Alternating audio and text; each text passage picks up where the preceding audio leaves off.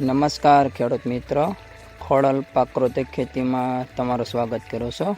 હું છું તમારી સાથે ગોહિલ જસુભા. આમ તો આપણે છેલ્લા 2 વર્ષથી પ્રાકૃતિક ખેતી કરીએ છીએ. તો પ્રાકૃતિક ખેતીમાં આપણે ચોમાસું, શિયાળો અને ઉનાળો ત્રણે ઋતુમાં આપણે અલગ અલગ આપણે પાકનું વાવેતર કરીએ છીએ અને તે પાકનું આપણે ઉત્પાદન લેતા રહ્યા છીએ. તો આજે જે આપણે વિડીયો બનાવવા જઈ રહ્યો છું તે આપણે તલનો વિડીયો છે.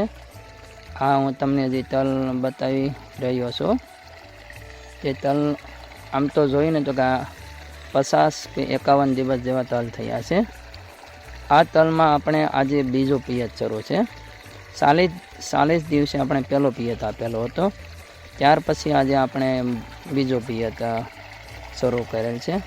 તે પણ પિયત જ્યાં ચાલી રહ્યું છે આપણે તેની સાથે સાથે જીવામૃત આપીએ છીએ, આંકડાનો અર્ક આપીએ છીએ.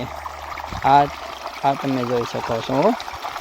પિયતની સાથે સાથે જીવામૃત પણ શરૂ છે. આપણે આ 4 બેરલમાં જીવામૃત બનાવેલો હતો. તો આ 4 બેરલ આપણે જે 2 વીઘામાં જે તલનો વાવેતર કરેલો છે તે બંને વીઘામાં આપણે આ જીવામૃત આપીએ છીએ. આપણે પહેલાં પિયતમાં પણ જીવામૃત આપેલો હતો અને બીજા પિયતમાં પણ આપણે જીવામૃત આપીએ છીએ. આ જે બીજા પિયતમાં આપણે સાથે છે ને આંકડાનો જે અર્ક, જે આપણે 10 દિવસ પહેલાં જે આંકડાને પલાળેલો હતો જે પાણીમાં અને 20 લીટર ગૌમૂત્ર નાખેલો હતો તેમાં, ત્યાં આંકડાનો અર્ક પણ શરૂ છે. તો આંકડાનો અર્ક અને જીવામૃત આ બંને આપણે પાણીમાં સાથે આપીએ છીએ. આ તલની વેરાયટીની જો તમને વાત કરું ને તો અક્ષય 2020+ આ વેરાયટીનું વાવેતર કરેલો હતો. આમ તો આપણે શરૂઆતમાં કોઈ મોટા ટ્રેક્ટરથી આપણે આપણા ખેતરમાં કોઈ ખેડ કરેલી નથી. મારી પાસે પાવર વીડર મશીન છે. તે પાવર વીડર મશીનથી જ આપણે તે મશીન ચલાવી અને જે 3 થી 4 ઇંચનો પોગર થઈ જાય ત્યાર પછી આપણે મિની ટ્રેક્ટરથી જ આ તલનો વાવેતર કરેલો હતો. મોટો ટ્રેક્ટરનો કોઈ આપણે આ ખેતરમાં ઉપયોગ કરેલો નથી. આ તમે જે તલ જોઈ શકો છો, આમ તો મને કોઈ પણ જાતનો રોગ જણાતો નથી. આપણે આમાં તલમાં છે ને આપણે કોઈ પણ રાસાયણિક દવા કે ખાતરનો આપણે છેલ્લા 2 વર્ષથી ઉપયોગ કરતા જ નથી. આ તલમાં કોઈ પણ જાતનો રોગ નથી જણાતો ને તલ બહુ સરસ આપણે દેખાય છે. કે આ ખેડૂત મિત્રો, હું છેલ્લા 2 વર્ષથી જે પ્રાકૃતિક ખેતી કરું છું તો ધીમે ધીમે તે પ્રાકૃતિક ખેતીથી ઉત્પાદનમાં મને ઘણો લાભ થાય છે. આપણે એમ કહીએ છીએ ને કે પ્રાકૃતિક ખેતીની શરૂઆત કરીએ તો શરૂઆતમાં આપણને 3 વર્ષ સુધી આપણને થોડીક નુકસાની જાય છે, ઉત્પાદન ઓછું આવે છે. તે વાત પણ સાચી છે. પણ જો આપણે શરૂઆતના તબક્કામાં જ, શરૂઆતના વર્ષોમાં જો આપણે જીવામૃત, બીજામૃત, ધન જીવામૃત, બીજામૃતનો પટ આપીએ, ધન જીવામૃતનો આપણે વધારેમાં વધારે જો ઉપયોગ કરીશું ને તો ઉત્પાદનમાં કોઈ ફરક નથી પડતો.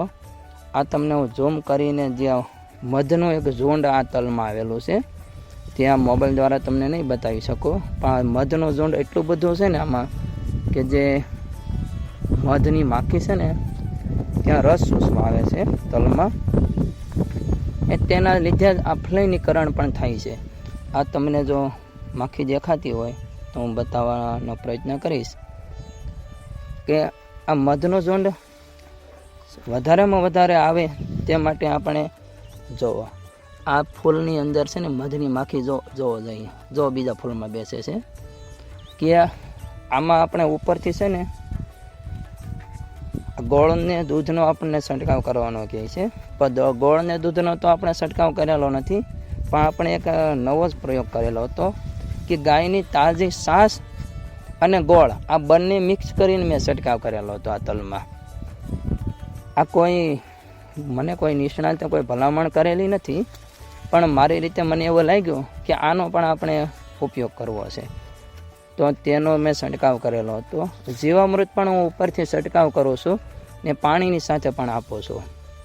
કે આ સરસ મજાના તલ આપણે જોઈ શકીએ છીએ કે આવી રીતે ખેડૂત મિત્રો જો ધીમે ધીમે આપણે શરૂઆત કરીશું તો આપણે રાસાયણિક દવા અને રાસાયણિક ખાતરનો ઉપયોગ જો ધીમે ધીમે આપણે ઘટાડતા જઈશું ને પ્રાકૃતિક ખેતી તરફ વળશું તો આપણને ઘણો લાભ થશે ને આપણને ખર્ચામાં પણ ઘણો સરળતા રહેશે. આ શેઢા પાડે છે ને, જો આ શેરડીનો વાવેતર કરેલો છે ને 20 ફૂટના ગાળે આપણે નાળિયેરી પણ ગયા વર્ષે આપણે નાખેલી છે. ત્યાં 20 ફૂટના ગાળે નાળિયેરી નાખેલી હતી ને તેની વચ્ચે આ શેરડીનો વાવેતર કરેલો છે. તો આ શા માટે આપણે, તો આપણને ખ્યાલ છે કે આપણે જો પ્રાકૃતિક ખેતી કરવી હોય તો તેમાં જીવામૃત બનાવવા માટે ગોળની જરૂર પડે. તો ગોળ આપણે બજારમાંથી લાવવો પડે છે. તો જો ગોળ બજારમાંથી ન લાવવો પડે તે માટે આપણે જે શેરડી આપણા ખેતરમાં જો હોય તો તેના બટકા કરીને પણ આપણે જો જીવામૃતમાં નાખી દઈએ તો ગોળની જરૂર ન પડે, તો જીવામૃત તે બની જાય છે. તો આવી રીતે આપણે પ્રાકૃતિક ખેતી કરું છું ને ધીમે ધીમે અન્ય ખેડૂતો પણ જો પ્રાકૃતિક ખેતી તરફ વળે તે પણ આપણે તેને કહીએ છીએ કે ધીમે ધીમે પ્રાકૃતિક ખેતી તરફ જો ખેડૂતો વધારેમાં વધારે પ્રાકૃતિક ખેતી કરતા થાય તે માટે આપણે પ્રયત્ન પણ કરીએ છીએ. ને ખેડૂતોને જો કોઈને આ તલનું નિરીક્ષણ કરવું હોય, તલ જોવા હોય તો મારે ખેતરે આવી શકે છે. કે તલમાં જો પ્રાકૃતિક ખેતીથી પાણીનો પણ બચાવ થાય છે, બીજો ખર્ચો પણ ઘટે છે. આપણે આમાં DAP કે યુરિયા નથી નાખેલો, કોઈ રાસાયણિક દવા નથી આપણે છંટકાવ કરેલો, તો તેનો ખર્ચો તો બચી ગયો છે. એ સાથે તલ પણ સારા છે. તો આપણે બીજા અન્ય ખેડૂતો આ ન કરી શકે, થોડીક આપણે મહેનત પડે, પણ આપણે જો આ અન્ય ખર્ચમાંથી બચવા માટે આ કરવું જ જોઈએ. આ જે મોટા મધની માખી છે, આ હું તમને હમણાં જ શરૂઆતમાં વાત કરેલી હતી કે મધની માખીઓ છે ને આખું ઝુંડ આવેલો છે. તે ઝુંડ અમારા તલમાં બેઠેલું છે ને તે રસ શોષે છે. તે કરડ્યો નથી પણ રસ શોષે છે ને એકાબીજા ફૂલમાં અંદર જઈને પાછી બહાર નીકળે છે, અંદર જઈને બહાર નીકળે છે. તો આપણે જે ભાઈઓને તલનો વાવેતર કરેલું હોય તે પણ જો દૂધ અને ગોળનો છંટકાવ કરે તો તેના ખેતરમાં પણ જો મધની માખીઓ આવે અને ફલનીકરણ વધારેમાં વધારે થાય તો ઉત્પાદનમાં ઘણો ફરક પડે છે ને ઉત્પાદન સારું મળે છે. બસ આજે આટલું જ ખેડૂત ભાઈઓ. મારું નામ છે ગોહિલ જસોબા, ગામ સોંદરડી, તાલુકો ઉના, જિલ્લો ગીર સોમનાથ. મોબાઈલ નંબર છે 81 410 94 484. જય માતાજી.